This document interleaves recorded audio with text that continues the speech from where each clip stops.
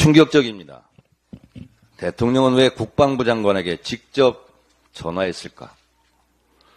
박근혜 전 대통령 국정농단 사건 때 태블릿 PC는 박근혜 탄핵의 스모킹 건이자 트리거였습니다. 이게 나라냐며 거리로 뛰쳐나온 수천만의 촛불로 박근혜 대통령은 결국 탄핵되었습니다.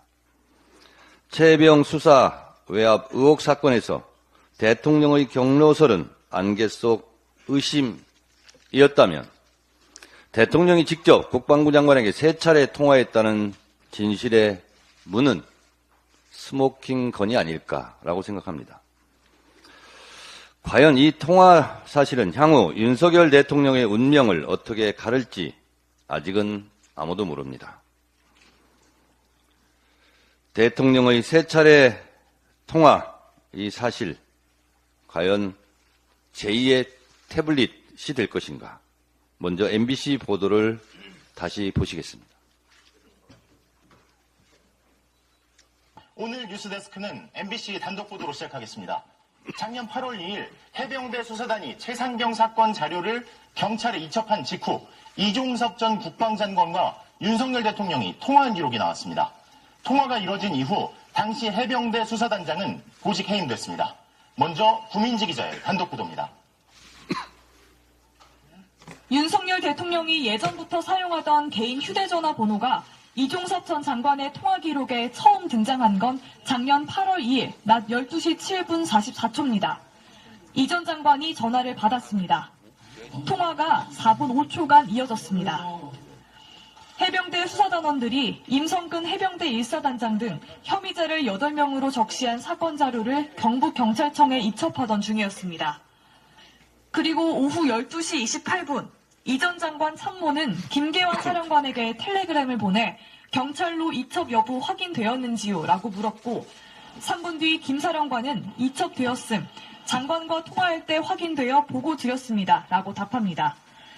김계환 사령관이 앞선 이종섭 전 장관과 통화해서 경찰 이첩 사실을 보고했다는 겁니다. 그리고 12시 45분쯤 김 사령관이 박정훈 전 해병대 수사단장을 자신의 집무실로 불러 지금부터 보직 해임이다. 많이 힘들 거다라고 말했다는 게 박대령 측 주장입니다.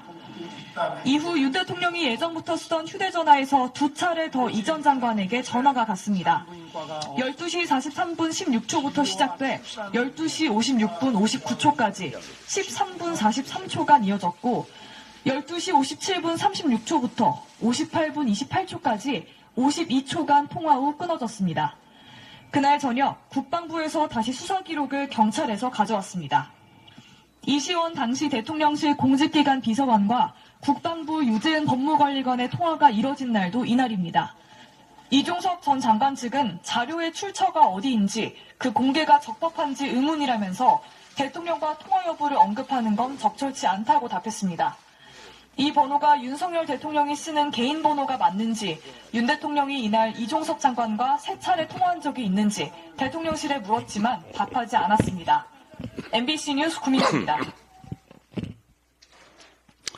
MBC 보도 내용처럼 작년 8월 2일 박정훈 대령의 수사단이 최상병 사건자를 경찰에 이첩한 직후 윤석열 대통령과 이종섭 국방부 장관의 통화 기록 사실입니다. 3차례의 통화 기록이 나왔으니 통화 내용이 구체적으로 무엇이었는지만 밝히면 최상병 수사 외압의 실체가 드러나게 됩니다. 이쯤 되면 윤석열 대통령을 피의자로 전환하고 즉각 수사해야 하는 것 아니겠습니까? 어제 최상병 특검 재의결이 무산되었습니다. 왜 이렇게 특검을 두려워하는지, 왜 이종섭 장관을 도주 대사라는 오명을 쓰면서까지 호주 대사로 임명했는지, 이 사건 관련자로 의심받는 자를 총선에 공천했는지, 혹시 증거 입틀막이 아니었는지 국민들은 매우 의심하고 또 궁금해하고 있습니다. 의심받기에 충분한 짓을 한 겁니다. 최상병 수사 외압 사건은 노골적인 수사 방해이자 사법농단, 국정농단, 권력 사유와 이미 분명해지고 있습니다. 윤석열 정권의 수사방해, 사법농단, 국정농단이 점점 정점으로 치닫고 있습니다.